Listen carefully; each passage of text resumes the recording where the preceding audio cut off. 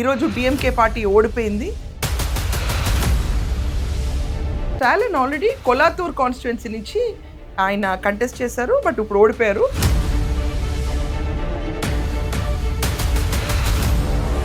High మెజారిటీతో విజయ్ గెలిచారు, but ఆ మెజారిటీ గ్యాప్ని స్టాలిన్ పూరించగలుగుతాడా? త్రిషా సైడ్ నుంచి ప్రెషర్ ఎక్కువ పెరిగింది.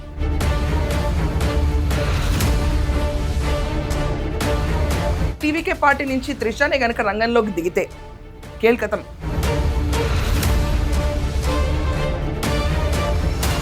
టీవీకే పార్టీ గెలవడానికి అదే ప్రధాన కారణమని.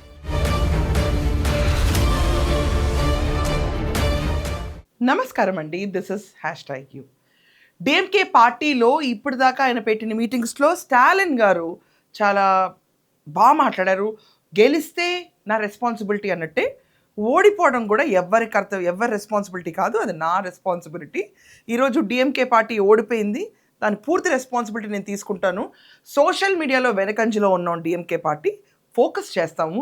టీవీకే పార్టీ గెలవడానికి సోషల్ మీడియానే ప్రధాన కారణం అని చెప్పి దానిపైన ఫోకస్ చేయాలని చెప్పి స్టాలిన్ గారు చాలా గట్టి నిర్ణయం తీసుకున్నారు. కానీ ఇప్పుడు మొత్తం అందరికన్నా ఒకే ప్లేస్ మీద ఉంది, తిరుచి ఈస్ట్. ఇక్కడ ఖచ్చితంగా మన టీవీకే పార్టీ అధినేత విజయ్ గారు ఆ స్థానాన్ని వదిలేశారు, పెరంబూర్ ఆయన ఉంచుకున్నారు. సో తిరుచి ఈస్ట్లో ఖచ్చితంగా ఎన్నికలు వస్తాయి. స్టాలిన్ ఆల్రెడీ కొలాతూర్ కాన్స్టిట్యుయెన్సీ నుంచి ఆయన కంటెస్ట్ చేశారు, బట్ ఇప్పుడు ఓడిపోయారు. ఓడిపోతే దానివల్ల డిఎంకే టీవీకే పార్టీని ప్రశ్నించడానికి గట్టి స్వరం లేదు అని వాళ్ళ క్యాడర్ ఫీల్ అవుతున్నారు. ఉదయనిధి స్టాలిన్ అక్కడ అపోజిషన్ పార్టీలో కూర్చున్న ఆయన కంటే స్టాలిన్ ఎక్కువ ప్రశ్నించగలుగుతారని చెప్పి అందరూ స్టాలిన్ని అర్జెంటుగా తిరుచి ఈస్ట్లో కంటెస్ట్ చేయమని చెప్పి ప్రెజరైజేషన్ తీసుకొచ్చారు.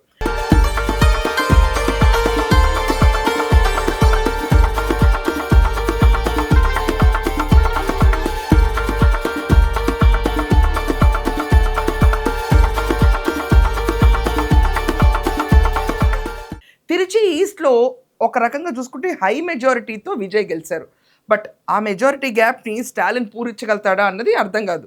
కొలతూర్ని చూసుకుంటే తమిళనాడు సింగపూర్ అంటారు, ఆ లెవెల్లో డెవలప్ చేశారు ఆయన. కానీ కూడా స్టాలిన్కి అక్కడ ఎదురు దెబ్బ తగిలింది. బట్ ఇంకొక విచిత్రమైన న్యూస్ ఏంటంటే త్రిషా సైడ్ నుంచి ప్రెషర్ ఎక్కువ పెరిగింది టీవీకే పార్టీలో అండ్ విజయ్కి.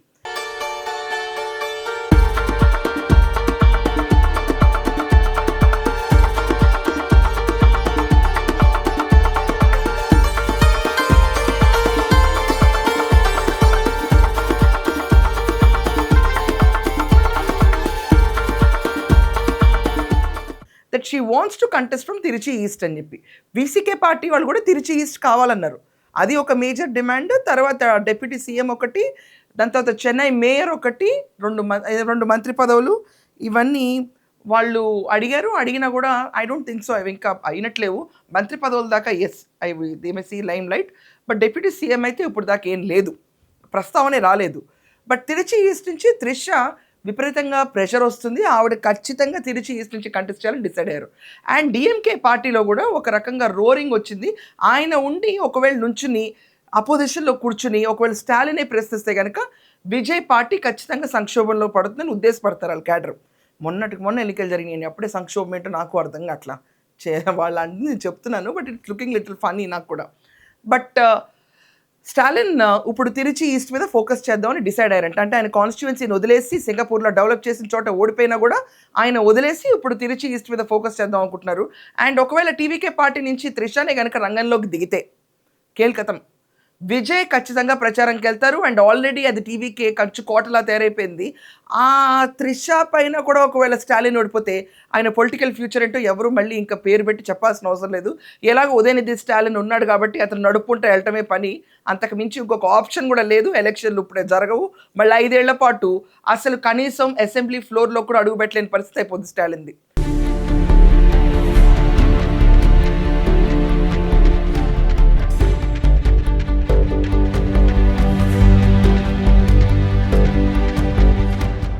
ఒకవేళ పొరపాటున స్టాలిన్ అక్కడ గెలిచారనుకోండి, టీవీకే పార్టీకి అదొక ఎదురు దెబ్బ.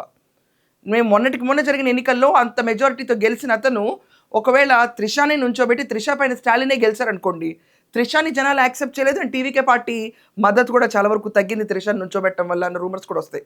లేదు వీసీకే పార్టీ వాళ్ళు నుంచోబెట్టారు అనుకోండి, అతను కూడా చాలా టఫ్ ఫైట్ ఇస్తాడు. మిత్రపక్షమే డిఎంకేకి.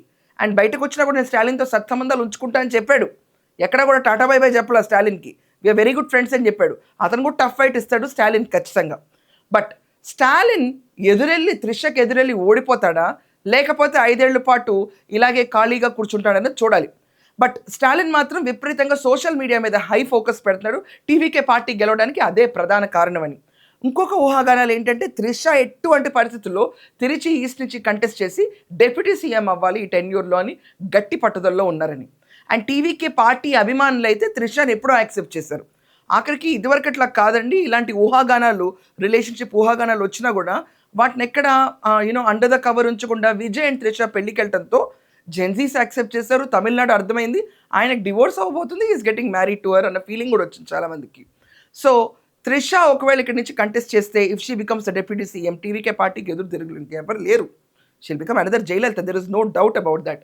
బట్ ఒకవేళ స్టాలిన్ నుంచి ఓడిపోతే ఆ పొలిటికల్ చక్రం ఎలా తిరుగుతుంది అన్నది ఖచ్చితంగా ఆలోచించాలి. ఎందుకంటే ఆయన కాన్స్టిట్యువెన్సీలో ఓడిపోయి అట్ ద సేమ్ టైం తిరుచిలో ఒకవేళ ఆయన నుంచి ఓడిపోతే అది పెద్ద డెంట్ పడేది స్టాలిన్కి. ఒకవేళ త్రిష ఓడిపోయినా త్రిషకి ఇండివిజువల్గా అంత డెంట్ పడదు, కానీ స్టాలిన్కి మాత్రం పెద్ద డెంట్గా ఉంటుంది. So I don't think so ఆయన తిరిచి వీటిని ఆఫ్ చేసుకుని కంటెస్ట్ చేస్తారనే విషయాన్ని నేను ఇంకా నమ్మలేకపోతున్నాను. సో మీ అందరి ఒపీనియన్ ఏంటి? ఆయన కంటెస్ట్ చేస్తారా అక్కడి నుంచి, లేకపోతే ఉదయనిధి స్టాలిన్నే కంటిన్యూ అవనిస్తారా ప్రతిపక్ష నేత కింద? మీ ఒపీనియన్స్ కమెంట్స్లో ఖచ్చితంగా రాయండి. That's all for now. Thank you.